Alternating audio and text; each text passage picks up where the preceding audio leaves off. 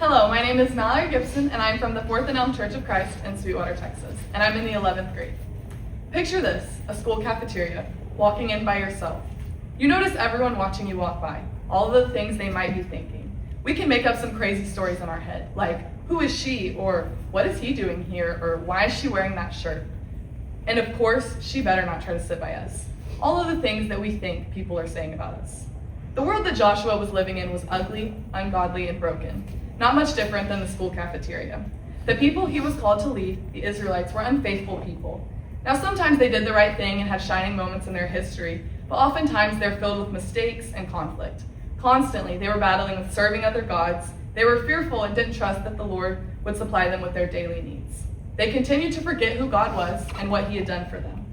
And yet, in the middle of this broken world, Joshua gave these farewell parting words in Joshua 24:15 that are still true for us today.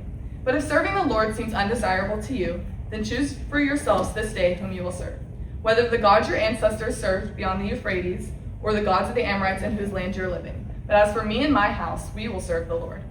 Fast forward to the same culture just after Joshua, during the time of the Judges. Jephthah may be one of the ugliest examples of this in the Bible. Jephthah became a leader when the Israelites asked him to fight the Ammonites before battle. He made a rash vow to God, promising to sacrifice whatever came out of his house first if he won. And he did just that. He sacrificed his only daughter, his only child, instead of being faithful to the Lord's promise of delivering him from the Ammonites.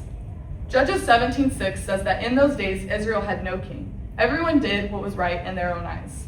This may be one of the most heartbreaking verses in the Bible. Unfortunately, it sounds too familiar. In our high school, and frankly just in our world, we're surrounded by evil. We're surrounded by everyone doing what is right in their own eyes. I have to admit, I struggle with this just as much as anyone does. I often choose to do what I see as right all the time, and I don't always have my priorities straight. If I'm being super transparent, writing the speech was really difficult for me. To have time to sit down and really, truly meditate with God is really difficult. Our lives get busy, they get full of stress. There's always one more thing to do or one more thing to scroll on. And I lose track of what really matters. More than anything, it's just hard to be different. I wonder why I can't just do what everyone else is doing. And yet, this is the world I'm invited to live in and to serve in. Joshua's words still remain true. Choose for yourselves this day whom you will serve. Jesus stepped into a pretty broken world himself and had this mindset. Mark 10:45 tells us, "For even the Son of Man did not come to be served, but to serve, and to give his life as a ransom for many."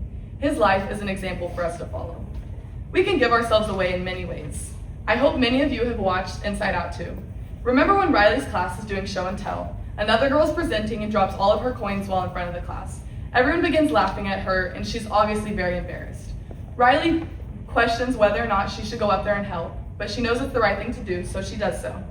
This is when she develops her sense of self, choosing to step outside of herself and knowing that this was going to make her a better person, even though the character discussed says that she was a social Titanic. Our preacher describes these moments as joyful self-sacrifice for the sake of the world. Even my little cousins are really good at this. They will do anything I ask when, frankly, I'm just too lazy to do it. I'll ask them to fill a water gun up for me when I'm hot outside by the lake, and they're more than happy to do so. Why can't it always just be that simple? Throughout my reading of the book of Joshua and Bible quiz, I've seen what true, joyful self-sacrifice looks like through Joshua.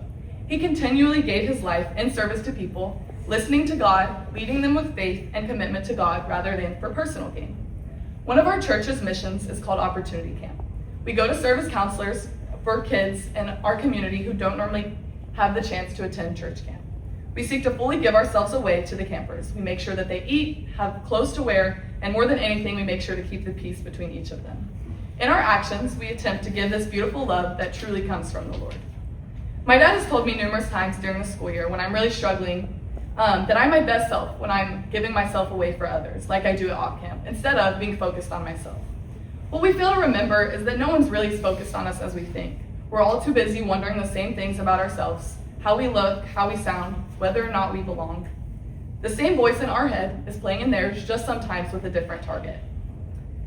Everyone is trying not to stand out, but we are called to be different because Jesus calls us to be the salt of the earth and the light of the world. Can we be people who live in a broken world and still keep a few things in mind? That we choose joyful self-sacrifice for the sake of others, that we choose for ourselves this day whom we will serve, and that we can choose to follow Jesus, who came not to serve, not to be served, but to serve, and to give his life away. I think we can strive for the Lord to say to us, "Well done, good and faithful servant," as Matthew 25:23 says. And you never know when giving a little piece of yourself, especially in someone's worst moments, can change the trajectory of someone's day or even year. And let them get a glimpse of the love that God so graciously offers us. Thank you.